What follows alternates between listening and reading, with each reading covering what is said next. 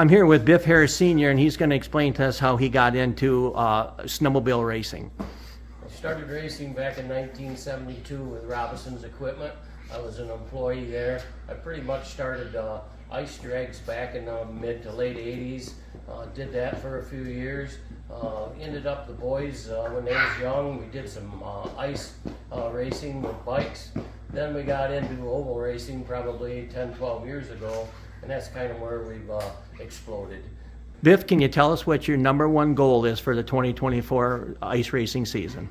Well, I'd like to see the boys win every race they enter, but I guess my #1 goal is to take the points in the Pro Enduro for Myra. Also, I'd like to see the Supermod 440 win at Eagle River.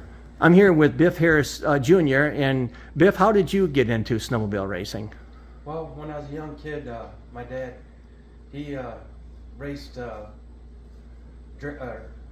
grass drags and ice drags with snowmobiles, and he got us into it when we were younger, so we really wanted to get involved in it. And then the older as I got, the more we got into like the ice oval, vintage racing, and then we started getting into the Myra. So Biff, what is your goal for the upcoming 2024 ice racing season? Our #1 goal is to win as many races as we can. One of mine is win the Supermod World Championship on the 440. And in the Myra, we would like to win as many Pro Enduro races as we can in the F3 classes.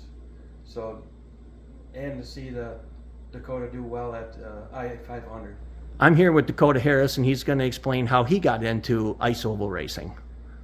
So I started, I think, when I was 14 years old, and I got into it because my dad and my uncle were just getting into it, you know, racing some Yamahas out on the lake. And they asked me one day if I wanted to try it out, so I went out and practiced with them, and I loved it. And ever since then, I've pretty much been hooked with it. Okay, Dakota, what is your goal for the upcoming 2024 race season?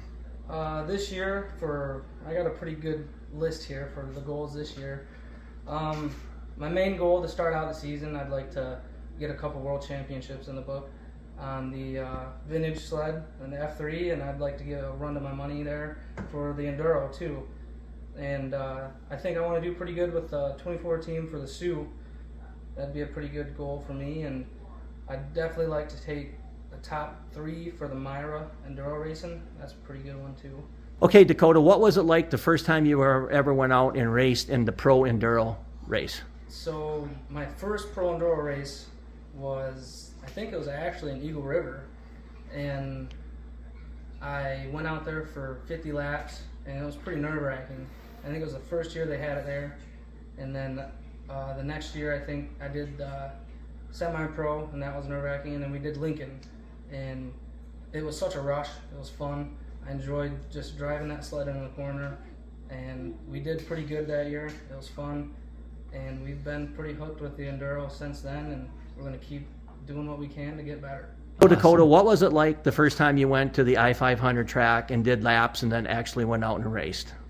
My first time was in the rookie roundup with WB Racing, and it was different. You know, that's a big track, and there's a lot of people watching you, so I wasn't really prepared, I guess, for so many people to be there and have eyes on me. And I went out there, did pretty good, and the next year I actually got a chance to race in it. And it's way different than any Myra Enduro race. There's so many people out there, and the snow dust is crazy, but it just gives you a different type of rush, and you're going so fast coming in the corners, and I would like to just keep racing it as long as I can, because that's one of my favorite races. So Dakota, what do you do to keep in shape to run the ice oval circuit? So I do a lot of weightlifting usually, and a little bit of running every now and then. But you know, what helps the most for me is the practice that we are able to get in for the first couple weeks. You know, that really gets your muscle memory back. And now that we have a race before Eagle River, I hope we get to have it. My muscle memory will be there, and I think I'll be more prepared for it. And that's really about it, about what I do for getting ready for it. So Dakota, in 2024, if you win the I-500, what would that mean to you? You know, that'd mean a lot, really. That'd be so huge in my book to actually be able to win that. And it's such a tough race. There's so many fast people that I have to compete against. and to be able to compete against them and do well to finish first, you know, that'd be huge. That'd mean more to me, I think, in the snowmobile industry than anything. Awesome. Well, I'm pulling for you. Okay, I'm here with Jack. He is pit crew and setup guy for the Harris Racing team. Jack, tell us, what does you do throughout the year and each week of racing? Well, first, let me tell you that it's a pleasure to be a part of Harris Racing, an growing up-and-coming race team. We've made huge strides in the last few years, and my job basically is to help them get over the hard bumps and get through you know, some of the adjustments and stuff that needs to be done with the sled and repairs while we're racing. I spend a lot of time helping them get their sleds ready to go for the season, and it's been a pleasure. Okay, Jack, what is your goal for the upcoming 2024 race season?